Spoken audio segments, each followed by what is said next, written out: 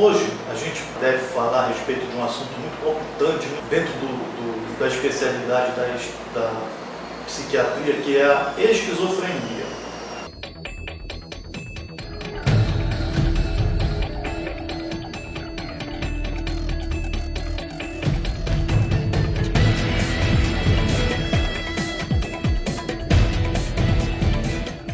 É uma palavra que, segundo a sua etimologia, quer significar mente partida, mente fragmentada.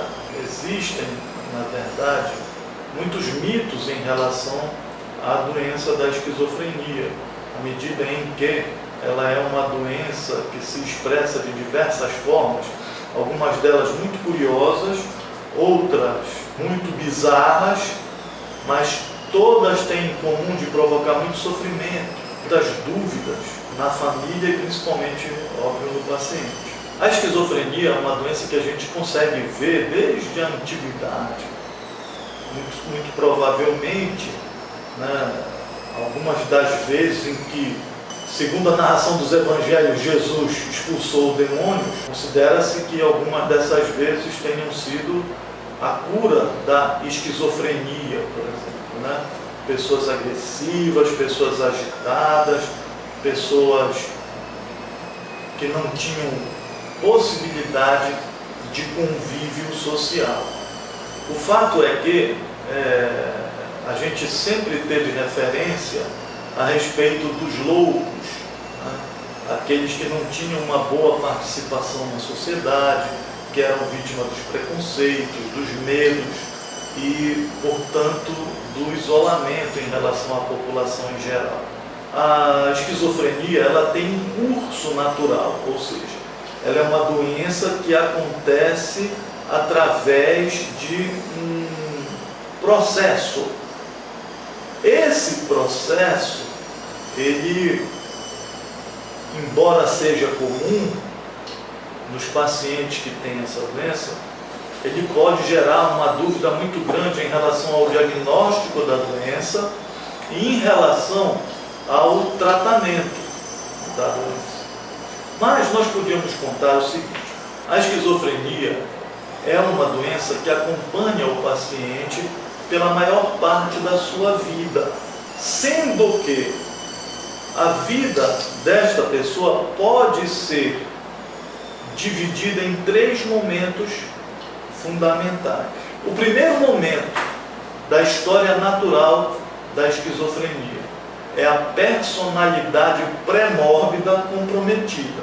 Significa dizer que essa pessoa, antes de desenvolver a doença, ela já traz algumas características de personalidade que chamam a atenção. Podem ser, por exemplo, alunos com um desempenho muito bom, acima da média, mas que tendem a ser muito isolados, que tendem a ser muito desconfiados, que não conseguem conter algumas das suas emoções, principalmente a emoção do aborrecimento, da raiva. E isso é uma coisa que chama a atenção. Desde a sua tenra idade até um determinado momento, quando se inicia a segunda fase da doença na vida da pessoa.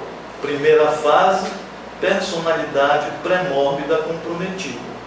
A segunda fase é um período prodrômico. E o que acontece no período prodrômico? A pessoa começa a acentuar as diferenças que tinha na personalidade pré-mórbida. Então a pessoa começa a radicalizar o seu isolamento, a desconfiar das pessoas a ponto de querer se proteger das pessoas, começa a diminuir os seus autocuidados, negligenciar a sua aparência, a higiene, negligenciar a alimentação.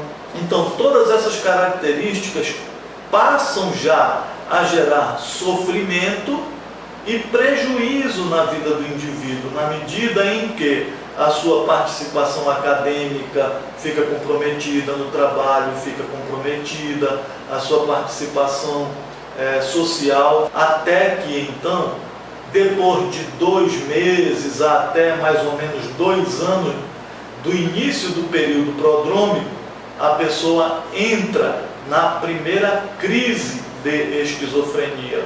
Ou seja, a pessoa inicia de fato o estado de doença, quando os sintomas mais claros e definidos da esquizofrenia se expressam através da crise.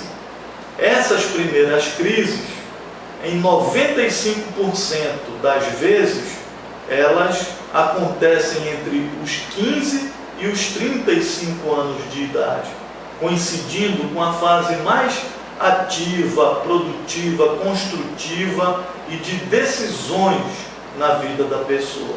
Essa característica já por si é uma das que torna a esquizofrenia uma doença muito grave e muito deteriorante da vida do paciente.